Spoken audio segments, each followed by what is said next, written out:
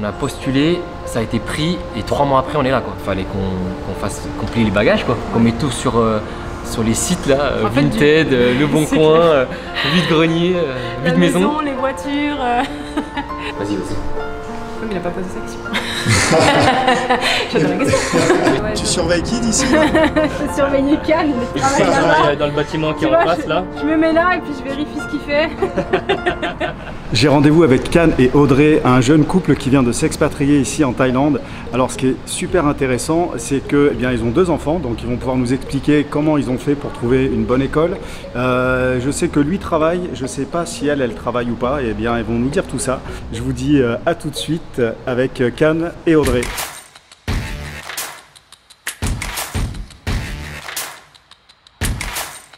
Bienvenue Can et Audrey. Donc merci de nous recevoir déjà dans le lobby de votre condo.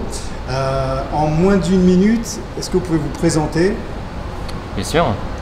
Alors, qui commence? Ouais, c'est ça. Les femmes d'abord. Okay. Donc je suis Audrey, j'ai 31 ans. En France, j'étais responsable qualité système. C'est-à-dire que je m'occupais de tout ce qui était réglementation pour les entreprises d'un point de vue qualité et normatif. J'ai arrêté de travailler quand on a eu un premier enfant, quasi 2 ans en fait, j'ai arrêté de travailler, donc pas tout de suite. D'accord. Et ensuite on a enchaîné avec le 2e enfant, donc du coup j'ai pas vraiment retravaillé depuis, mais entre temps j'avais fait une formation pour devenir naturopathe et m'occuper spécifiquement des femmes enceintes, bébés et jeunes enfants. D'accord, dans le bien-être. C'est ça. Ok, super. Donc moi, Can, donc je suis franco-thaï, donc je suis né ici en Thaïlande, à Bangkok exactement. Et à l'âge de 12 ans, je suis allé en France. Et maintenant, 37 ans, je reviens en Thaïlande. Et donc en France, j'étais responsable qualité projet pour la société d'Alstom, donc dans le système ferroviaire. Cadeau de mes anciens collègues en France, des gros autins qui m'ont offert une plaque bougie. Donc j'ai quand même travaillé 8 ans en tant que responsable qualité projet. Donc ils m'ont offert une plaque bougie de TGV, donc c'était mon ancien projet TGV 2020. Donc c'est le dernier nouveau TGV qu'on utilise en France actuellement. Ça c'est le châssis de bougie du TGV 2020 aussi, qu'ils m'ont offert avec l'imprimante 3D. Je te montre quelque chose Renaud. Tu vois, dans une boîte en Thaïlande, et c'est pas que Alstom, vraiment toutes les boîtes, tu verras toujours une salle d'allaitement pour les femmes qui allaitent jusqu'à 2 ans. Et à côté, une salle de prière pour peu importe la religion, pour prier pour les musulmans, même pour les chrétiens, pour les autres religions, s'ils veulent juste... La particularité, c'est ce que tu m'avais dit en off, c'est que toi, tu n'es pas venu ici pour trouver un travail, c'est que tu travaillais déjà pour Alstom. Tout à fait. Explique-moi.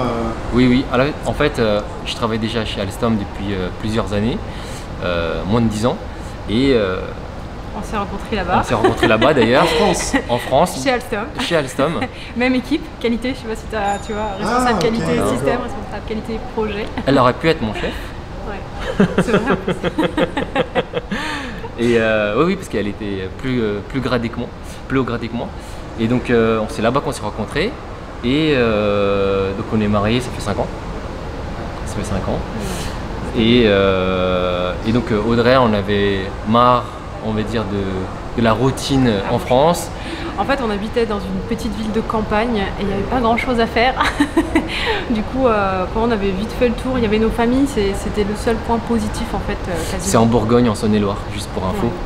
Voilà. Et je sais pas, j'avais envie qu'on change un peu d'air, qu'on change de notre routine, qu'on trouve d'autres projets. Parce qu'on avait eu le projet mariage qui était passé, le projet des enfants, voilà, il fallait autre chose. C'est ça. Un nouveau challenge. C'est bien d'avoir des projets en fait dans un couple pour continuer d'avancer. C'est ça. Mais dans tes projets, Audrey, c'est toi qui voulais venir ici en Thaïlande ou... Oui. C'est vrai? Ouais, c'est moi. Oui, donc en fait, ce qui est sympa avec dans les entreprises multinationales, c'est qu'on peut toujours postuler, on va dire, dans différents filiales ou on va dire En fait, ils ont des offres à l'international. C'est ça. Donc en fait, on a juste à aller sur le site de l'entreprise pour laquelle on travaille. Il y a une rubrique avec toutes les offres d'emploi. On peut sélectionner France ou alors on peut sélectionner Europe ou autre. Et nous, c'est comme ça qu'on a trouvé. Alors au début, moi, je lui envoyais tout plein d'offres. Tu te rappelles? Ouais. Je t'envoyais plein d'offres d'emploi dans plein de pays différents, pas forcément la Thaïlande. Et puis un jour, je t'ai dit, allez, viens, on va à Bangkok. Moi, j'ai quand même, Et- j'ai quand même postulé à Dubaï Oui, aussi. et à Bangkok, et c'est Bangkok qui a été pris. Ouais. Ok. Voilà. D'ailleurs, l'anecdote, parce qu'en fait, il avait postulé, on n'avait pas eu de nouvelles, donc on avait laissé, voilà, on s'était dit si c'est pas cette année, tant pis, quoi, c'est pas grave. Et en fait, on était parti, c'était où? C'était à la Fnac? Non, c'était l'espace culturel. Oui. Et c'était drôle, c'est vrai que c'est drôle, parce que moi, je prends un livre, je me dis tiens, je vais m'acheter un livre, j'ai envie de lire un livre, quoi. Je prends le premier livre que je trouve, c'est marqué respirer, je me dis bon, ok, il est chouette. Je pars à la caisse, je commence à feuilleter le livre et lui au même moment il reçoit un coup de téléphone. Donc moi le livre c'est l'histoire d'un homme qui part travailler à Bangkok.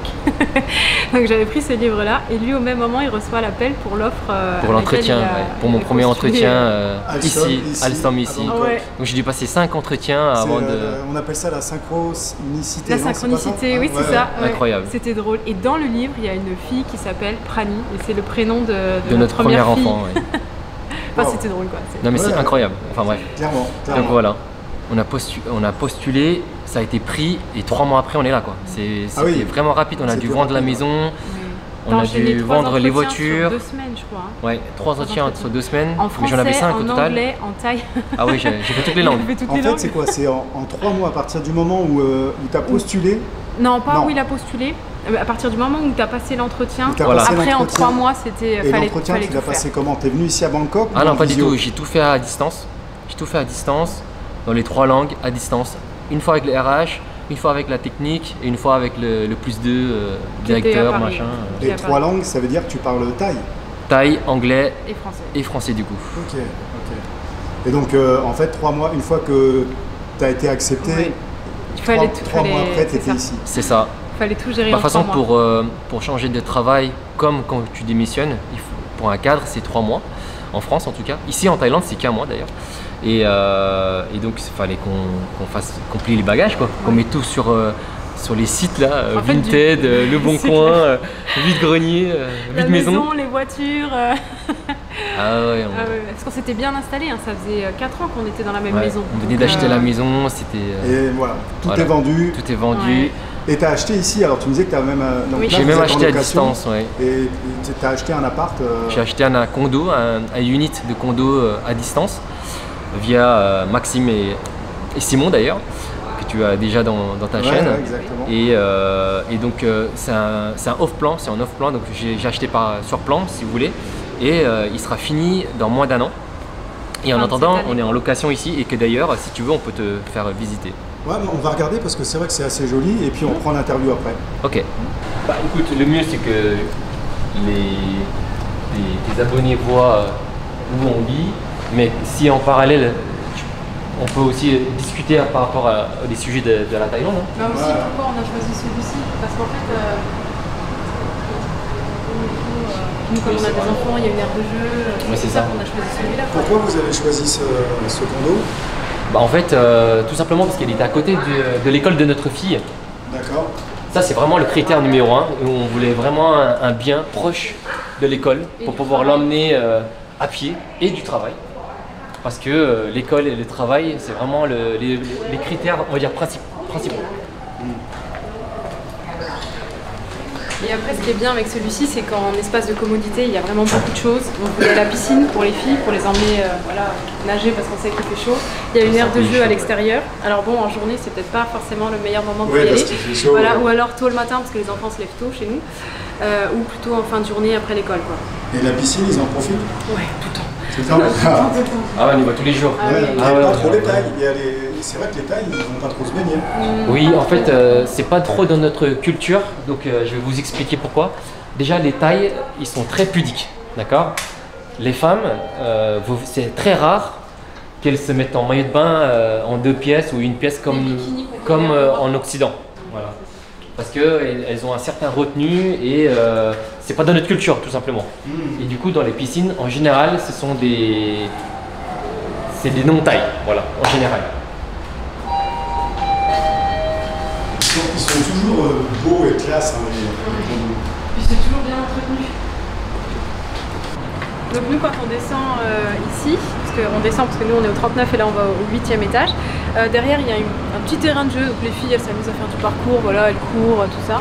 Et là où elles passent plus de temps, c'est la piscine. Elle est belle, elle est magnifique. Il y a le petit bassin pour les enfants, là la piscine pour les gens qui veulent faire du coup des longueurs.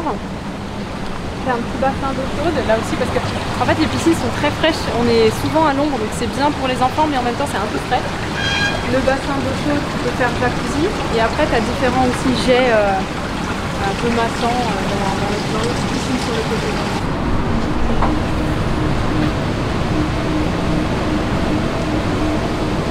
La salle de sport où je viens tous les jours quasiment à 5h du mat. Les jardins d'enfants, on les emmène nos enfants seulement en fin de journée quand ça sera à l'ombre. Tu peux manger d'ailleurs aussi au bord. Je t'en prie. Donc ici, à droite, on a une salle de massage.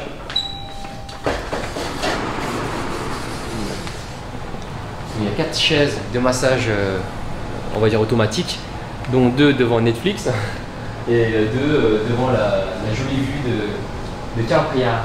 C'est le fleuve qui passe devant Bangkok, un peu comme la Seine de Paris. Sauf que ici, c'est Chao Phraya. Donc ici, il y a 2 pièces, il y a l'espace de coworking qui je ne vais pas ouvrir pour ne pas déranger les gens quand je parle.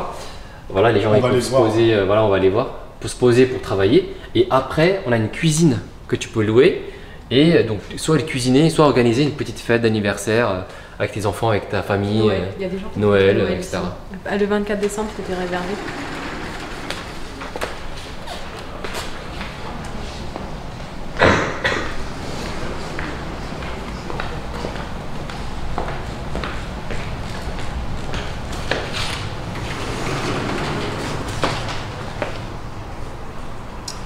Et voilà, donc c'est la cuisine commune.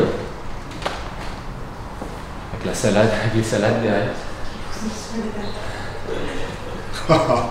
Donc voilà, tu peux organiser une petite fête familiale si ton unit il est trop petit. Ça met du monde, tu sais. Comme ça, en plus derrière il y a des toilettes et tout ce qu'il faut. Vas-y, vas-y. Comme il n'a pas posé sa question. J'adore la question. Oui, c'est vrai.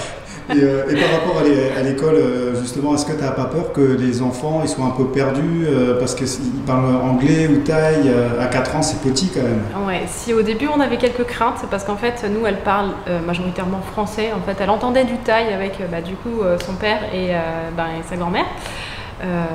Mais c'est tout, donc elle n'avait pas beaucoup de vocabulaire, voilà, quelques chiffres, quelques couleurs, quelques noms d'animaux. Et finalement, en 2-3 mois, ça s'est...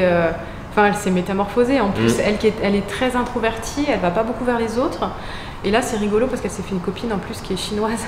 Donc elle parle en français, sa copine parle en chinois. Enfin bref, il n'y a pas d'inquiétude à avoir. Les enfants, ils ont pas les barrières que nous on va avoir. Nous, on va avoir peur parce qu'on veut, avant de s'installer, parler la langue, et connaître ils ont pas peur certaines du ridicule, choses. peut-être que comme un ado. Exactement. Mais c'est exactement ça. Parce que du coup, elle parle avec ses copains et c'est pas grave, ils comprennent pas. Ils se font des signes. Ce matin, elle me disait, elle a du vernis pour enfants. Elle me disait, je vais montrer comme ça à ma copine chinoise. Donc voilà, elle sait pas parler la langue. Elles ne savent pas communiquer dans la même langue, mais pour autant elles jouent ensemble, elles rentrent en courant de l'école, elle est contente d'y aller. Au début c'était un peu dur, elle a eu une petite semaine où elle pleurait parce que voilà, elle comprenait pas, elle avait peur, mais une semaine quoi. Une semaine et après s'adapter alors qu'à la base elle était quand même plutôt introvertie. Exactement, ce que tu me oui, dis, c'est ça, très introvertie, et là je trouve que même quand on est à l'extérieur, elle va un peu plus vers les autres enfants, elle a vraiment un autre... Il y a un truc qui a changé, oui. Ouais, c'est ça. Elle parle de plus en plus thaï, puis en plus à l'école on lui apprend les bonnes manières, à faire le why. Bon, le why c'est, voilà, le why, il y a différents why, pour dire bonjour, merci, au revoir. On n'apprend pas ça en France. Bah oui, c'est vrai que le savoir-être, c'est peut-être quelque chose qu'on a peut-être, oui, c'est peut-être une petite lacune en France. Mais ici c'est vraiment ancré dans la culture thaï. Hein. La sortie d'école. Juste à la sortie d'école, en fait, déjà les enfants sortent un par un. Ils sont accompagnés par quelqu'un, pas forcément la maîtresse, donc il y a d'autres accompagnants. Ils sont accompagnés jusqu'aux parents et en fait ils doivent faire le why aux parents. C'est un signe de respect aussi. Oui. Et ça, tu n'as pas à l'école en France. On sort les enfants à l'école. Mais pas que à la sortie, même pour quand on arrive à l'école. Donc ils se retournent et les professeurs apprennent aux enfants de faire un remerciement aux parents. Parce que s'ils sont à l'école, ils sont éduqués, c'est grâce aux parents. Et après, ils font aussi le why aux professeurs, parce que c'est grâce aux professeurs qu'ils apprennent des choses à l'école. Donc c'est vraiment, après il y a aussi l'hymne national, comme Audrey disait, où bah voilà, vous êtes en Thaïlande, la culture c'est la culture thaï, donc il y a un respect par rapport au roi, parce qu'on est en monarchie constitutionnelle, il y a un respect par rapport à la Thaïlande de façon générale en fait. Il y a la façon de comment on s'habille, les filles, il y a une façon de comment on s'assoit, parce qu'elles sont en jupe, elles sont en robe. Voilà, c'est pour vraiment faire attention par rapport à le savoir-être tout simplement en Thaïlande. C'est pour ça qu'ici, les Thaïs, ils n'aiment pas trop les non-Thaïs qui ne respectent pas la culture. Que ce soit, ne serait-ce que tout à l'heure pour l'exemple de la piscine, jamais vous verrez une Thaï ou un Thaï qui est extraverti, qui dévoile et qui, entre guillemets, voilà, se montre trop. Voilà. Et je vais ajouter juste une petite chose parce que du coup on a la petite dernière qui a 1 an, donc c'est en plein développement du langage, voilà, elle commence à comprendre un peu plus de choses. Et quand on lui dit moi je lui dis en français, parce que je parle pas thaï, je lui dis en français dis merci, et ben elle va faire tout de suite le why, elle va faire ah, c'est trop mignon. Donc en fait les enfants comprennent très vite, même quand moi je lui dis en français, elle va s'adapter du coup en Thaïlande et elle va dire tout de suite en thaï en fait, c'est trop rigolo.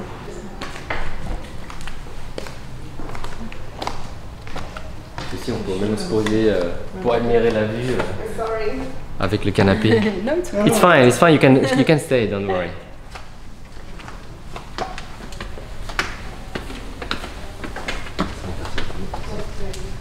Le rooftop, c'est vraiment la cerise sur le gâteau.